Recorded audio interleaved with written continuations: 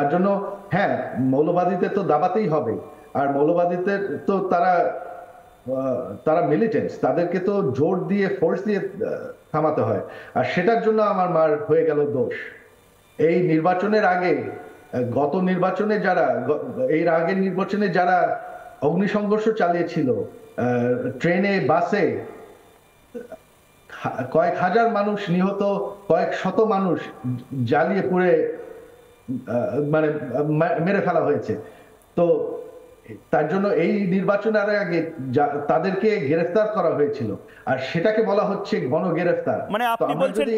আপনি বলছেন সজীব ভাই, শেখ হাসিনা আসলে মৌলবাদী তালিবানি শক্তিকে পরাস্ত করতে চেষ্টা করেছিল, বাঙালিকে এগিয়ে নিয়ে যেতে চেষ্টা করেছিল দক্ষিণ যে এশিয়া সেখানে, তাই জন্য শেখ হাসিনার পেছনে সবাই লেগে পড়লো। হ্যাঁ, অবশ্যই।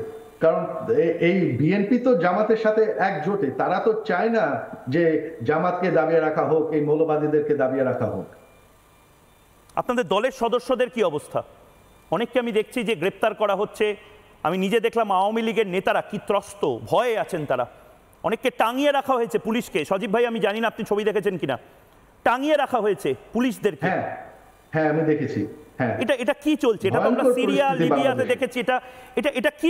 এটা কি ধরনের আন্দোলন? এটা তো বাঙালির জন্য লজ্জা সজীব ভাই। একদম, এটা তো বাংলাদেশকে এখন এরা আরেকটা সিরিয়া বানিয়ে ফেললো।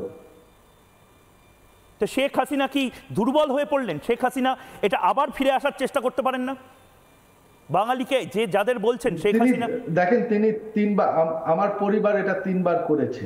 শেখ হাসিনা আর কত করবে? শেখ হাসিনা এত কিছু করার পরেও শেখ হাসিনাকে বাংলার মানুষ বের করে দিল, হত্যা করতে গেল।